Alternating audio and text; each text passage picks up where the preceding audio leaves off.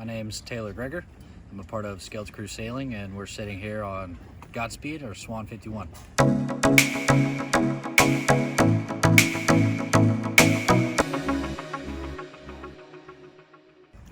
So Taylor, why did you decide to do the Ocean Globe race? Yeah, quite simply, it's for us the realest sailing race in the world. We wanted to be a part of, especially because this is bringing it back to the first Whitbread, the first races, and we really didn't want to miss it, because for so long all of us follow sailing races, watch sailing, sail ourselves a lot. All the races that exist today are pretty unattainable for people like us. There's no chance I'm getting on millions of dollars a sailboat, let alone with a team like this. It's not possible. So whenever Don created a race that was for real sailors, doing real sailing without autopilots, without all the data, pushing a button and go, we were like, that's a race that we need to be a part of. So yeah, that's why we're here. We're here for everything that it stands for, everything it's about. That's why we're here. And you've got a pretty unique team in this race, although there have been veterans doing the Whitbread race before, but your entire crew is made up from military veterans, isn't it? Yep. All veterans. Everybody here has served their country. We pick up a couple more on each leg of the race, and then we also have UK veterans on here as well. And how did you go about crew selection? Yeah, that's actually a great question. Not a lot of people ask. We're going to see how it goes at the end of the race, so I guess everybody else will be the judge of that, but honestly we recruited on personality. We didn't recruit on sailing experience at all. The question was, who's going to be able to live on a boat comfortably and still be able to operate for weeks on end without sleep or food and an environment that's trying to kill you constantly. So yeah, the only thing we recruited on was if you're going to get along on the boat and what kind of personality you had. And have the crew had a chance to kind of sail together, bond, gel? Yeah, they have, and so far that recruiting has paid off. We have an awesome team. Just to get here to the start line, we've sailed about 12,500 nautical miles, so we've had a lot of time at sea together already, more than any leg of the race. So yeah, I'm super confident in our crew. Yeah, we're doing great. And talk to me about the boat. How did you, where did you find her? What have you done to prepare her for the race? So Godspeed sunk in Hurricane Irma in Tortola, in the British Virgin Islands. Some really good guys took care of her, loved this boat, brought her back out of the water, fixed her hull. Actually, they took molds off of another Swan 51 on the same build and used those molds to rebuild the hull, because she sat on a reef for about 27 hours underwater. So it didn't go well for Godspeed, but they did an awesome job. And we were kind of scrambling to find a boat because we were going to purchase a different one that fell through. And this one we saw on the market, and it was just a shell.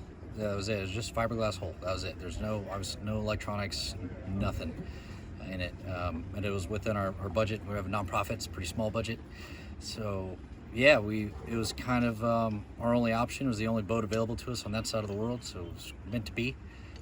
We flew down to the Virgin Islands and did a little work on her there, got a new rig on there, then sailed her back to Texas with TJ, who's the youngest member of our crew, and Mark, who's our mate for the race.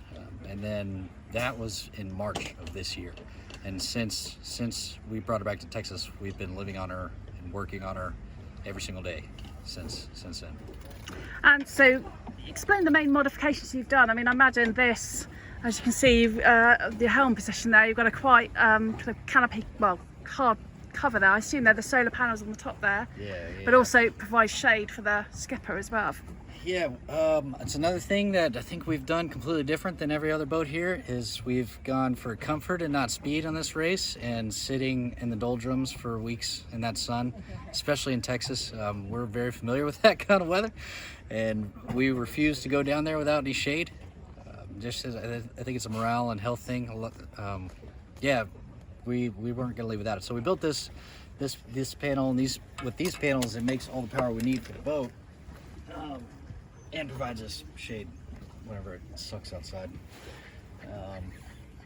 Yeah, and you can see the chairs. I haven't seen any other chairs like these around on any boats. We definitely built it for comfort.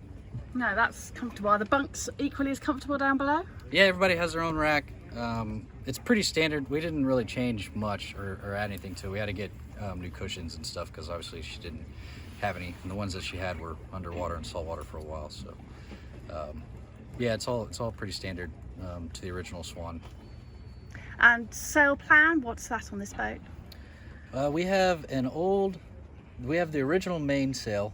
It's got a couple patches in it. She's kind of beat up like us, but she's still going strong. And the mainsail is very expensive. We have a used spinnaker that we use 90% of the time. That's a S1.5, and we love that thing. We got it from Bacon Sails in Annapolis, and those guys have been super awesome. And we use that sail constantly. It's probably one of the best advices I got from John Hill, who's just sitting next to us, was you need to get a sail that you're not scared to beat up, that you're not scared to fly and send it. Because we have a sail with our sponsor, and we have a sail in A1.5 with our nonprofit logo that we don't touch because we're too scared to rip it, and then we have a 120 Genoa, and we have a storm jib, and we have a storm spinnaker. And what are your heavy weather tactics? Yeah, don't die. Definitely. That's kind of the motto for the entire race, is go fast, don't die. But as far as heavy weather is, we're not, and we've had this conversation a lot as a crew and been in a couple of those storms already.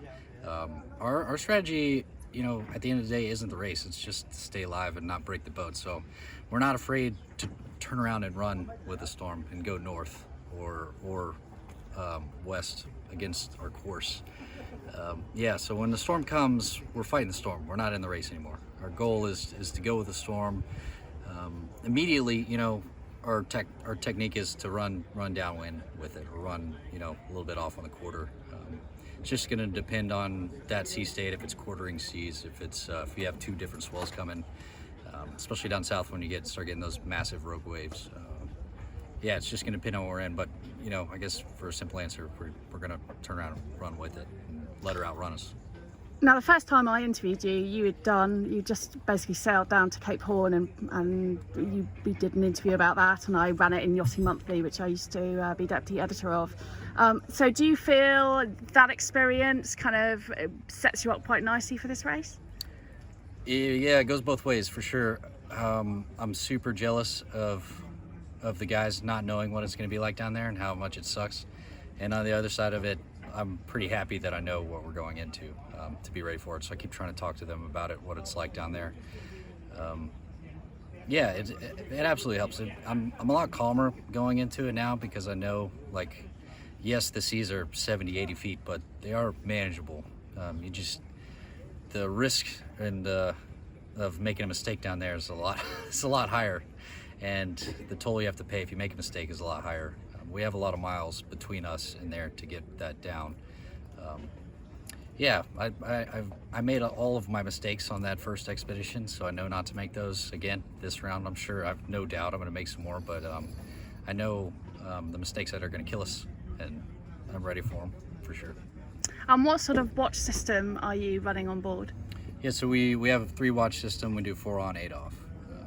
You have a on-deck watch, and then as soon as your 4 hours is up, you're on call for the next watch that goes down. And then you have a dedicated 4 hours off for sure, no matter what. The only time you'll be called up on deck during your off 4 hours is if there's an emergency, or all hands need to get the spinnaker or whatever sail we're flying down. And celestial navigation, are you kind of confident with that? I am now. Got a couple really good celestial books that I have open every time I do a site. And so, from leaving Texas to getting here, now a noon site, I'm within 1.5 miles of our actual GPS position. The running site between the morning and evening site, I can get down to about 10 nautical miles. I think a lot of that is just because I'm pretty dyslexic and I have to go over these numbers and these little tiny numbers in the massive book 8-9 times. I'm super confident in it for sure.